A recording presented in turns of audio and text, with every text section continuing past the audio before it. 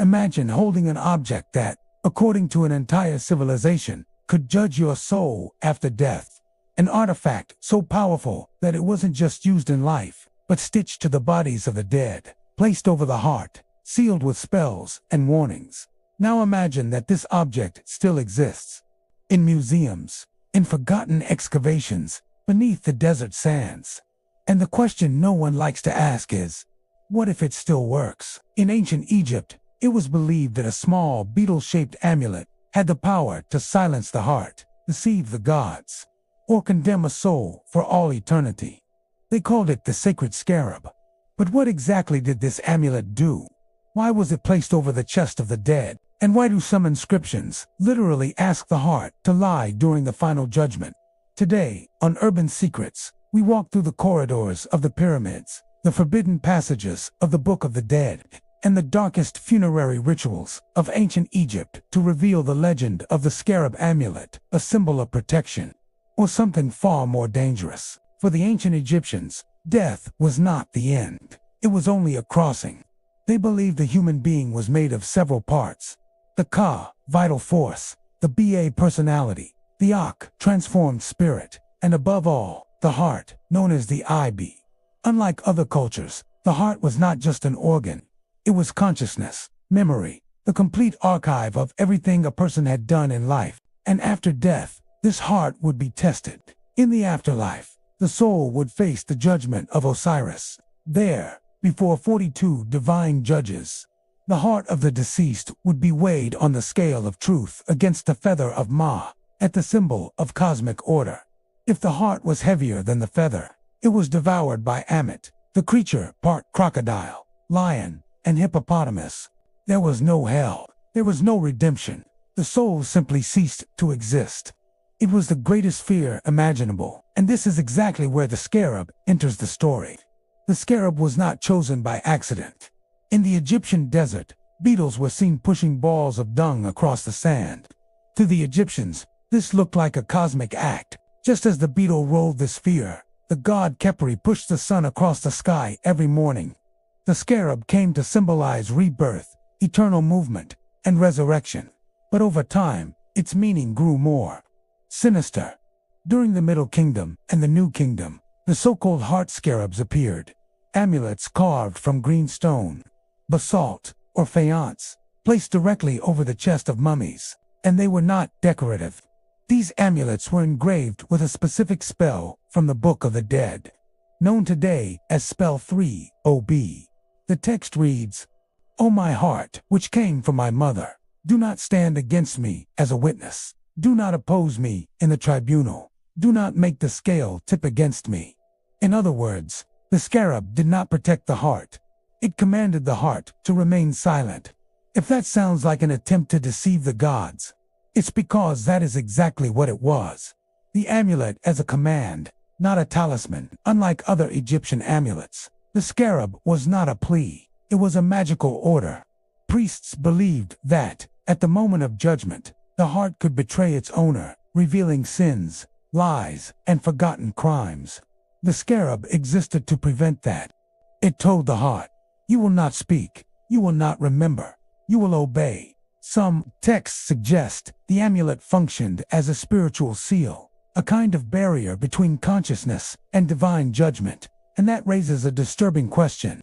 If the heart was the seat of the soul, what happened when it was silenced? Reports, warnings, and scarabs that should never be used. Not all scarabs were the same. Some were considered far too dangerous for everyday use. There were amulets meant only for the dead, and others crafted for the living, used for protection, fortune, or political power. Royal scarabs, for example, were used by pharaohs as official seals, bearing names, titles, and divine invocations. But later records suggest something unsettling. Some scarabs were avoided by more conservative priests, who warned against the misuse of these symbols. According to fragmented papyri, wearing a heart scarab in life could cause recurring dreams of the tribunal of Osiris, a constant sensation of weight in the chest, memory lapses, and the persistent feeling of being watched. Coincidence or psychological effect? The Egyptians did not separate magic from reality. For them, the word created the world, and every scarab was covered in words. Modern scarabs and the curse of the wrong context. Today, thousands of scarabs are no longer in Egypt. They sit behind glass, in auctions, in private collections. Many were removed without rituals, without symbolic permission, without any understanding of what they represented. Egyptologists report that some funerary scarabs were found turned upside down, as if deliberately deactivated. Others were split in half, as if someone had tried to stop them from continuing to function. After all, if an object was created to act in the afterlife, what happens when it remains among the living? The scarab was never just a symbol of luck. It was an instrument of judgment, a mediator between truth and deception, between the soul and oblivion. And perhaps that is why, even thousands of years later, its image still inspires fascination and unease. We have now reached the moment the ancient Egyptians feared most, the instant when no amulet could be adjusted, no word erased. The judgment began. In the Hall of the Two Truths, the deceased was led before Osiris, god of the dead, seated upon his emerald green throne. At his side stood Isis and Nephthys. Before them, the scale. On one side, the feather of Mat, on the other, the heart. But something essential had to happen first. The scarab had to fulfill its purpose. If the spell had been engraved correctly, if the ritual had been performed without error, if the amulet was whole, unbroken, without cracks, the heart would remain silent. But funerary texts make one thing clear. Not all scarabs worked. There are records of tombs where the spell was written incorrectly, names swapped, hieroglyphs inverted, words omitted. And to the Egyptians, a wrong word was not a grammatical mistake. It was a cosmic failure. In those cases, it was believed the heart gained a voice, and when it spoke, it told everything. The confession that condemned the soul during judgment.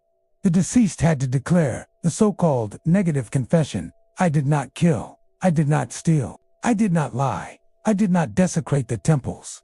But if the heart resisted, if the scarab failed to silence it, the heart itself could contradict the soul. Imagine the absolute horror of that. There was no defense, there was no forgiveness. The scale tipped. And then, from the shadows of the hall, Ammit emerged. Part crocodile. She did not torture.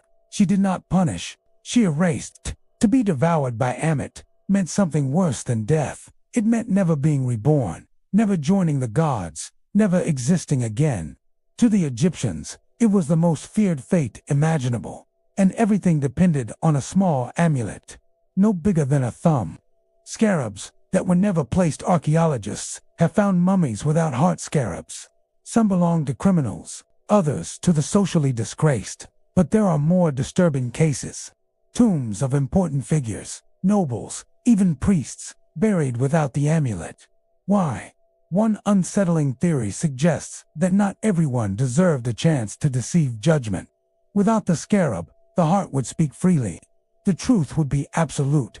Perhaps some people knew, even in life, that no spell could save them. The price of silencing conscience. There is one detail rarely discussed outside academic circles. If the scarab commanded the heart to remain silent, what happened to the soul's identity afterward? Some late texts suggest that souls, saved by powerful scarabs, reached the afterlife, fragmented, without full memories, without strong emotions, like obedient shadows in the field of reeds. In other words, the scarab could save you from total oblivion, but at the cost of who you truly were. Was that the real sacrifice? Today, the scarab is sold as a symbol of luck, worn in necklaces, tattoos, decorations. But few realize that its original purpose was not to attract prosperity. It was to interfere with the judgment of the soul. An object created not to protect, but to control the truth. Perhaps that is why it still causes discomfort. Perhaps that is why so many people feel something strange when holding one. Because symbols do not forget what they were created to do. And if the Egyptians were right, if words truly shape destiny, then every scarab still carries an ancient command, waiting for the right moment to be activated. The final question is simple and deeply disturbing. If your heart were weighed today, would you trust an amulet to silence it? If you enjoy stories that blend ancient history, forgotten symbols, and mysteries that cross millennia, subscribe to Urban Secrets. Leave a like, share this video, and tell us in the comments, would you wear a scarab, knowing what it was really meant to do? Because some secrets were never meant to stay buried, and here, we dig them up.